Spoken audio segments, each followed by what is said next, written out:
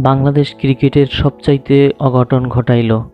বাংলাদেশ আমেরিকার মতো দলের সাথে হেরে যে অবস্থাটা হইল ভাবতেও পারতেছি না। আমরা দর্শকবৃন্দ খুবই হতাশায় ভুগতেছি। বাংলাদেশের ক্রিকেটের এমন দুর্দশা আগে কখনো দেখিনি। বাংলাদেশ টসে হেরে যখন ব্যাটিংয়ে আসে মনে হয় ব্যাটিংই করতে জানে না। যেখানে লিটন দাস দুইবার জীবন পাওয়ার পরও একটা বড় ইনিংস খেলতে পারে না, যেখানে সাকিব ব্যাটিংয়ে ধরতে জানে না, যেখানে শান্ত কীভাবে বল ফেস করতে হয় তাই জানে না, এই দলটা বিশ্বকাপে কিভাবে ভালো করবে? আপনি কিভাবে আশা করেন এই দল থেকে বিশ্বকাপে ভালো ভালো খেলা উপহার পাবেন, যেখানে আমেরিকার সাফল্য শুধুমাত্র একটা ম্যাচে আয়ারল্যান্ডকে হারাইছিল, এছাড়া তারা কখনো কোনো ম্যাচে জয় পায় নাই। তেমন একটা দলের সাথে বাংলাদেশ এভাবে অসহায় আত্মসমর্পণ? ভাবতে পারেন যে এই দলে অভিজ্ঞ কোনো ব্যাটসম্যান নাই, শুধুমাত্র কোরি অ্যান্ডারসন নিউজিল্যান্ডের একটা খেলোয়াড়।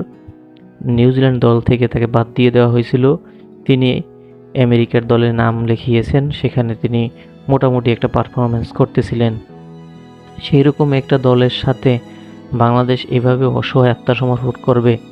30 বলে 60 রান লাগে, যেখানে রান রেট 15 করে লাগে, এরকম সিচুয়েশনও হয়েছিল, অথচ সেখানে মোস্তাফিজুর রহমান 40 রানের উপরে দিয়ে ফেলে।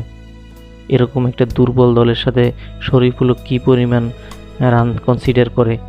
সো আসলে কি বলবো, কোনো ভাষা খুঁজে পাচ্ছি না। ব্যাটসম্যান ব্যাট চালাইতে পারতেছে না, শান্ত তো ব্যাটিং করাই ভুলে গেছে, সাকিব ব্যাটিং করা ভুলে গেছে, যেখানে লিটন দাসের মতো অফ ফর্মের ব্যাটসম্যান কেন এর বারবার তাকে নেওয়া হবে আমি কিছুই বুঝতে পারতেছি না। যেখানে বাংলাদেশের সবচেয়ে নির্ভরযোগ্য ব্যাটার এবং বোলিং করতে পারেন মেহেদী মিরাজ, তাকে ছাড়া আপনারা কেন খেলতে গেছেন? যেখানে সাইফুদ্দিন ডেথ ওভারে সেরকম সুন্দর সুন্দর ইয়র্কার করতে পারে, তাকে ছাড়া আপনারা কেন খেলতে যাবেন? এই বোলিং লাইন আপ, এই ব্যাটিং লাইন আপ দিয়ে কী হবে? আমরা বিশ্বকাপে কী আশা করব? যদিও এই সবচাইতে পৃথিবীর দুর্বল দল আমেরিকা, ক্রিকেটে সবচাইতে দুর্বল দল আমেরিকা, অন্য ক্ষেত্রে আমেরিকা সবচেয়ে শক্তিশালী। সেই আমেরিকার সাথে আপনারা হেরে যে পরিস্থিতি দাঁড় করিয়েছেন, এখন সবাই এখান থেকে শিক্ষা নেন, শিক্ষা নিয়ে পরবর্তী ম্যাচে ভালো একটা কিছু যদি করতে পারেন অবশ্যই সেটা ভালো হবে। এখান থেকে যদি শিক্ষা নিয়ে আপনারা ভালো কিছু করতে পারেন অবশ্যই আমরা সেই অপেক্ষায় রইলাম।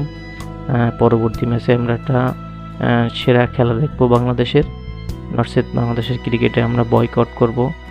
কোনোভাবেই আমরা এইভাবে আমাদের কষ্ট করে আর খেলা দেখব না।